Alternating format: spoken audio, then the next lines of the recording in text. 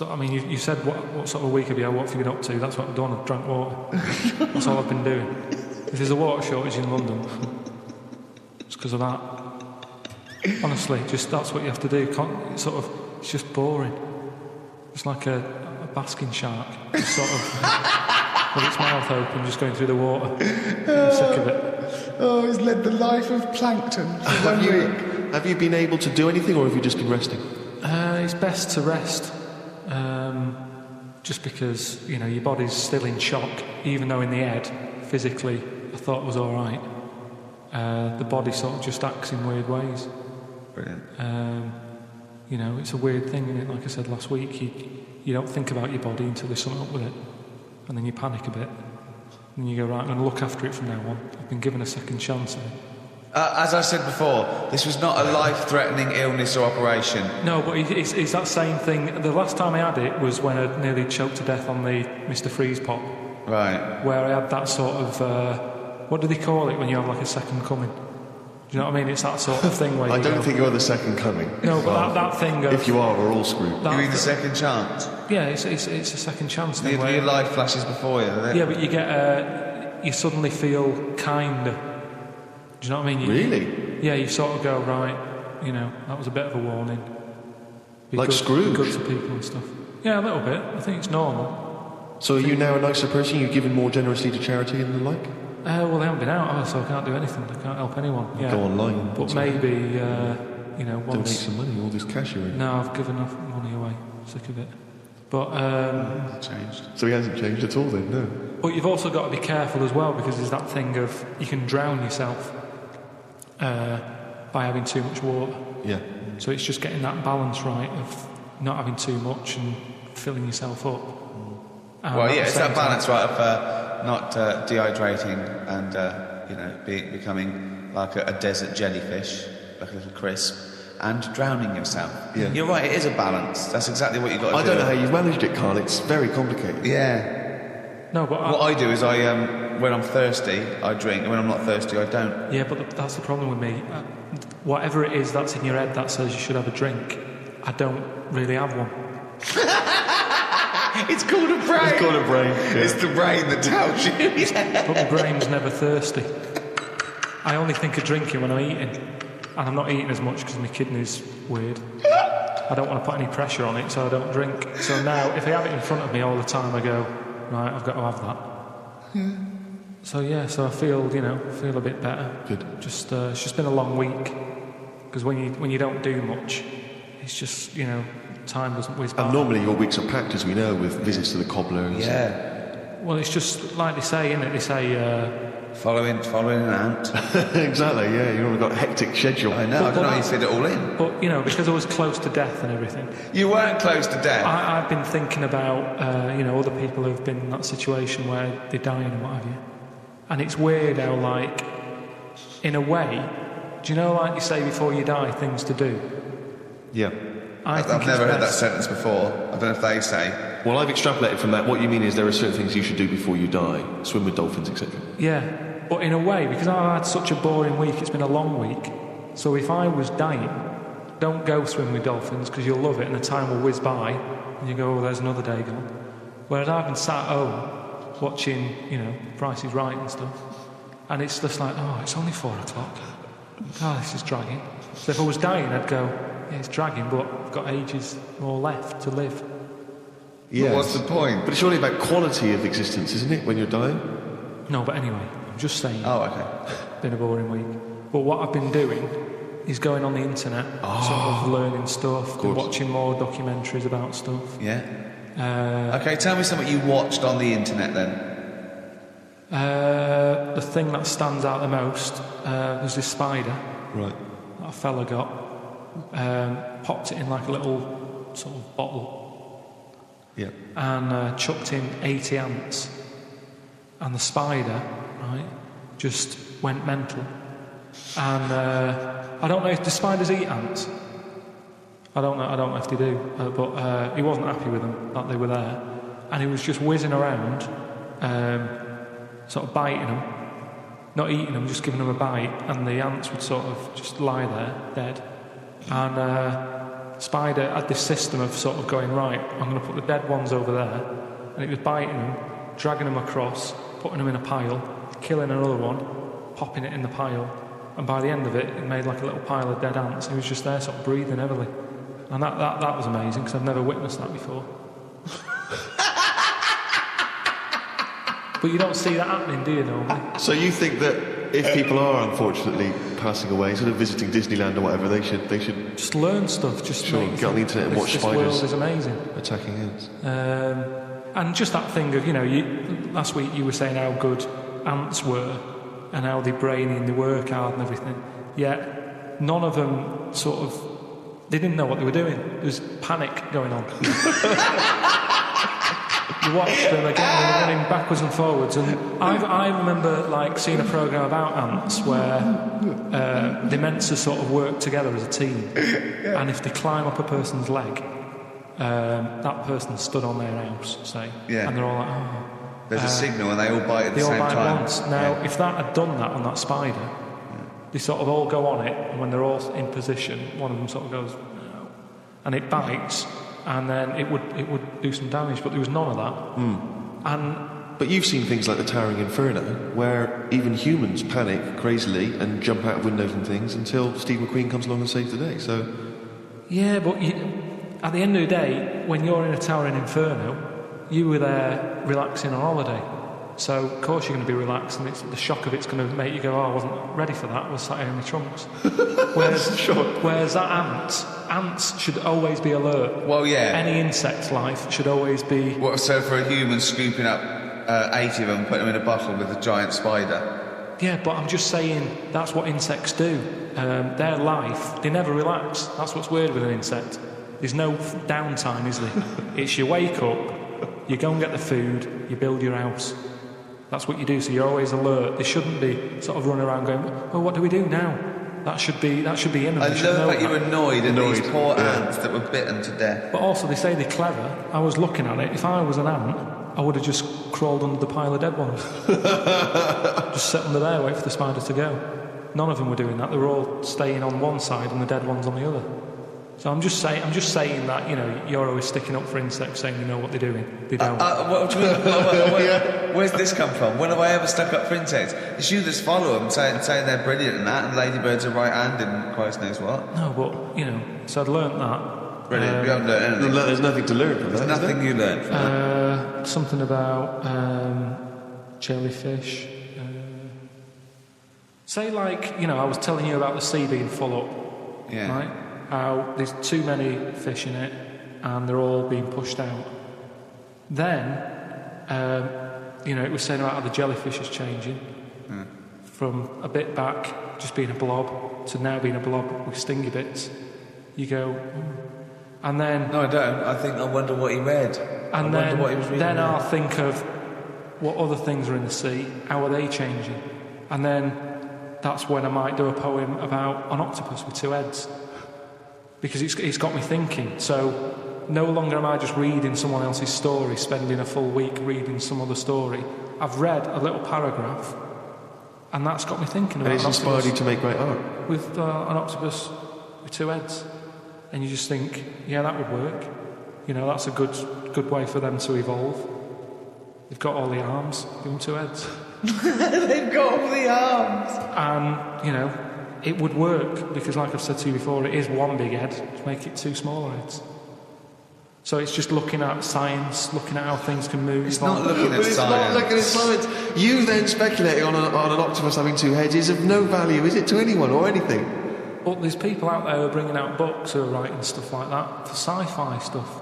And I think, why am I reading that's entertainment. Everyone knows it's not true. They're doing it to...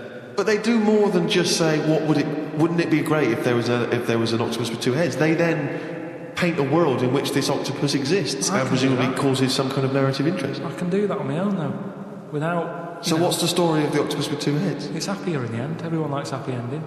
He's got company. But that's not a story, Carl. What? Tell us the story. What, you made up a story about an octopus with two heads? No, I'm just saying... I've thought about how the sea's changing. Right, what else is in the sea? Octopus. Right, what's an octopus like? Well, it's just a big head with a load of arms. right, how would I change that? I love this thought process. But it's not a story. This is not a story. It's not anything. It's just some thoughts you've had. It's not... But a story is there to make you think and have thoughts. But what is it that you've thought? You've not... I don't see what you've thought here. I've just thought, yeah, that'd be all right. I know, Well, like King Kong then. That's only someone who's gone, oh, monkeys are getting better at stuff. Yes, but it has a story, doesn't it? They go in search... No, it isn't. It isn't saying monkeys are getting better at stuff. That's not what it's saying. There's lots of themes, but that's not one of them.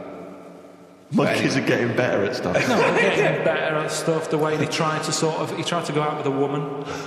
That's them moving on, isn't it? It's the monkey going, do you know what? I quite fancy her. And you know from the beginning, I mean, that is a story that you go, well, that relationship ain't going to work. Do you know what I mean? I've not gone out with women who I've quite fancied, but then they smoke, and you go, oh, that's enough to put me off. Yeah. So, when a monkey's that big, the thought wouldn't even pass my mind. To go on a date. This could work out. Sometimes it's just, relationships aren't made for each other. Now, that for a story, you wouldn't think it'd go past page 1. Yet you're having a go at me because an octopus has got 2 heads.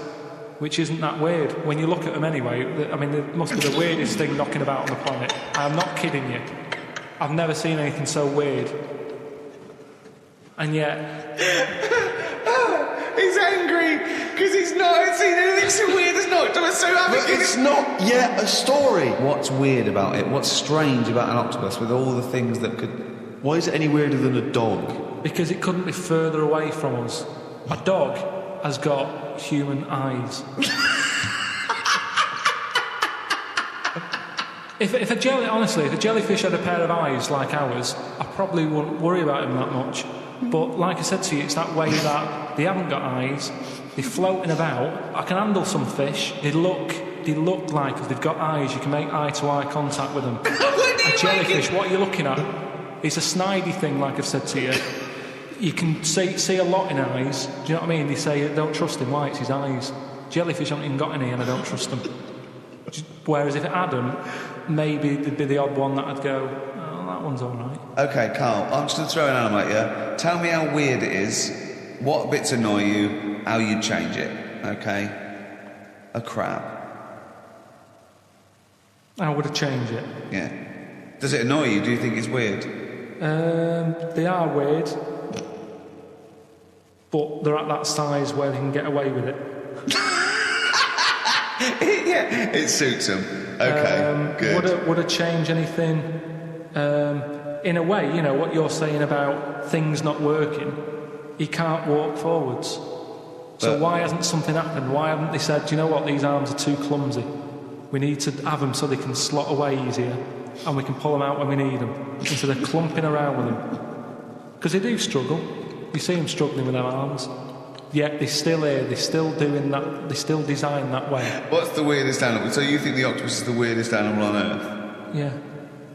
In terms of design and everything, and if you lined everything up, say if I'd come from another planet and everything was lined up in a row, and they said, right, we're going to give you a crash course in what's knocking about on this planet. Yeah. And you go, right, go on then. And you go, this is man, here's a woman, here's a dog, here's a cat, here's an octopus, I go, hang on a minute, what is this?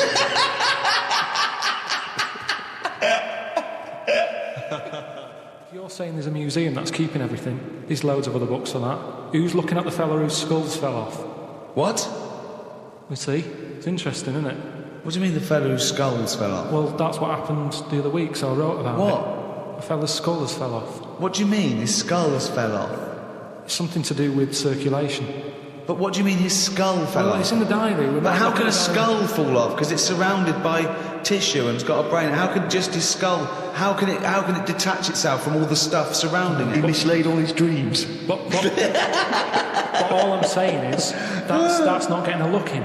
No, because it's not significant or probably true. Good point, Steve. I don't all know. right, well, I'll just consult the diary quickly and find the moment with the man whose skull fell off.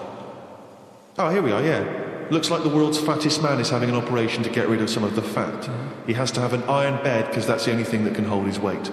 There's also a man whose skull has fell out. He's in hospital somewhere. I hate that. It would make me panic. The hospital is busy with people coming in to look at their head. What are you talking about there? That tells us nothing. Right, it's impossible for a skull to fall out. How are scholars in 10,000 years going to be... What are they going to decipher from that? They can sort of... There's not enough incident detail. But how did his skull fall out? Circulation problems. But answer the question. How did his skull fall out? Fall out of what? He was at home, and I don't know if he was combing his hair or something, but it come off. What did? His skull. What do you mean, his skull? Do you know what the skull is? It's a part of the head. Well, no, it's the structure of the head. It's the bone. Do you mean the top of the skull? This is only useful if you have all the salient facts.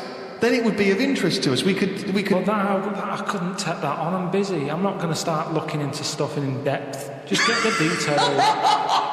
God.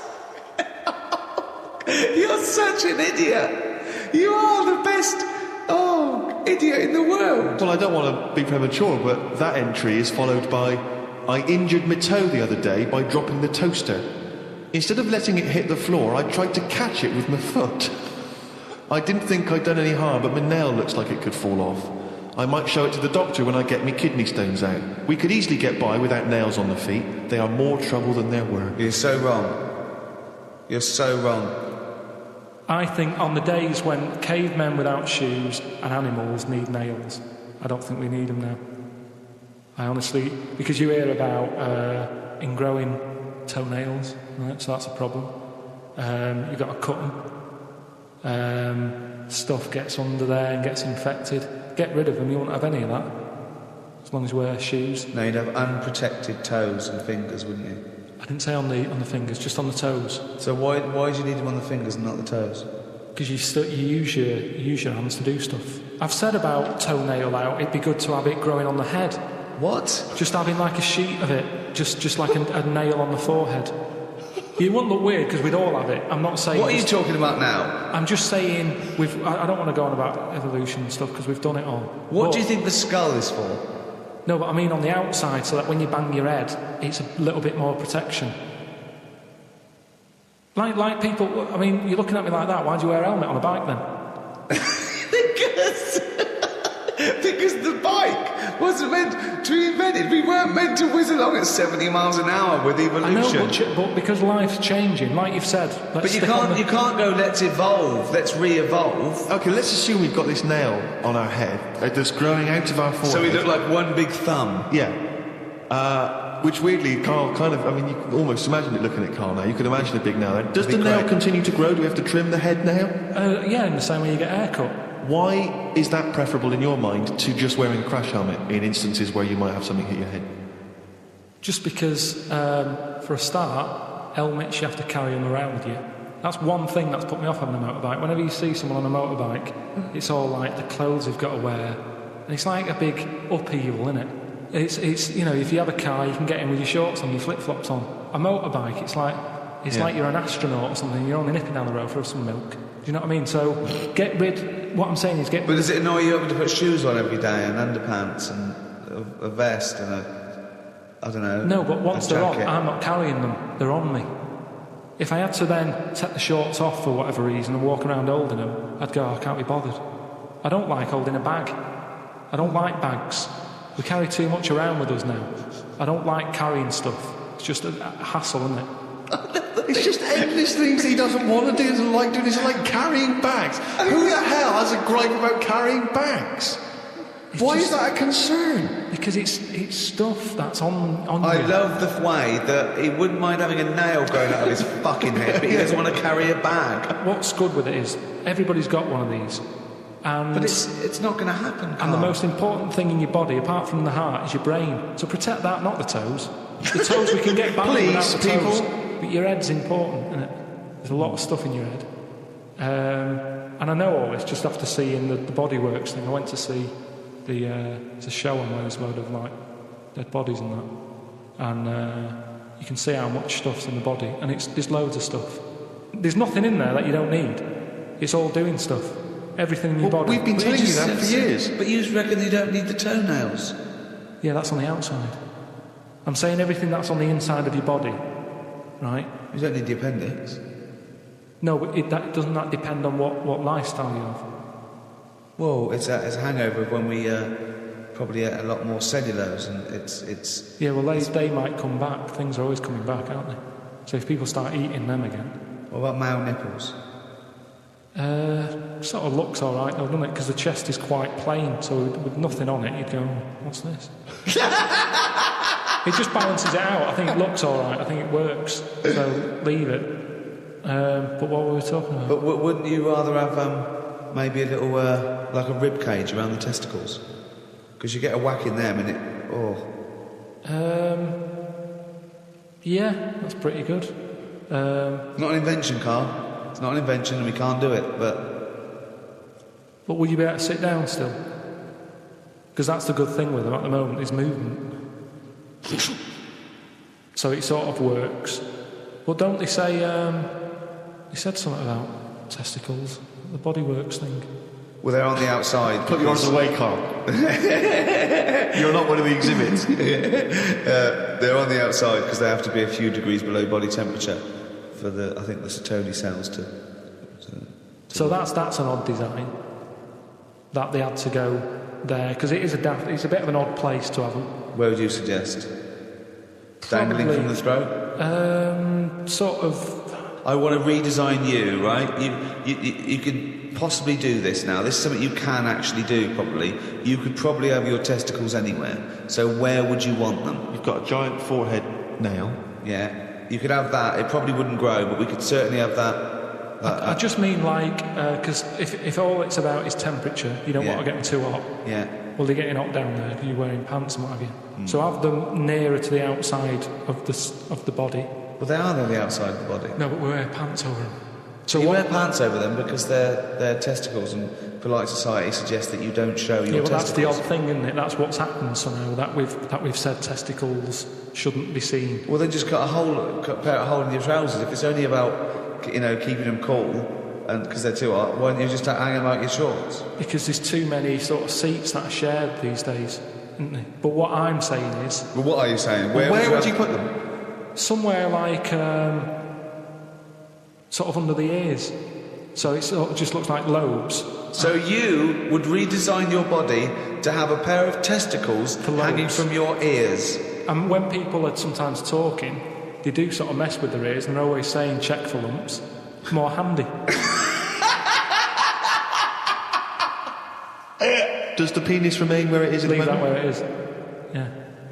Well, I don't know about you, Rick, but I would love to see, perhaps on the web, it's very easy to put stuff on web pages now, some kind of illustration, it could be computer generated, could be drawn by hand, of the new model Carl. Bear in mind, people, that he's got some testicles underneath his ears. And a big thumbnail on his forehead. Big thumbnail on his forehead. Talking to Carl, I want to see Carl's head everywhere. It's the roundness that I like, okay?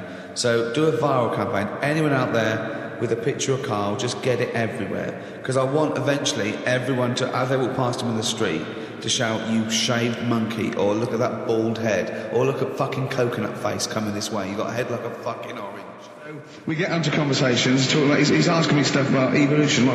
Tell me that. Why the giraffe? What's that rubbish about the giraffe getting a long neck? I said, well, it didn't try and get a long neck. It was selected. And he said, but why would evolution do that? I went, well, you think that evolution didn't do anything? There's not this consciousness, there's not this will that a giraffe has to stretch its neck to reach the leaves. It won't have a long enough neck to survive and pass it in. He was going, yeah, but why did evolution? This isn't. But by the way, this isn't the most stupid thing. This is warming up. This is about 8:45. Right? He said, why didn't evolution make a giraffe good at carpentry so it could build a ladder?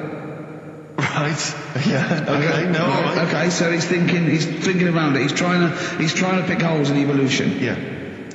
We get on to. I said, well, things are. I said, we can see the speed of evolution in lower life forms like bacteria, viruses. They evolved. That's why soon we won't have an antibiotic that can kill some certain bacterial strains. And he said, and this is about 11:30. Then I said, I'm going to bed. Right? He said, in the future, they reckon that you'll be able to wake up and eat a yogurt you can have a chat with. don't know what that means. Let's put a song on, right? And we'll come back to So it. you're going to explain that? Yeah. You've got an explanation. He said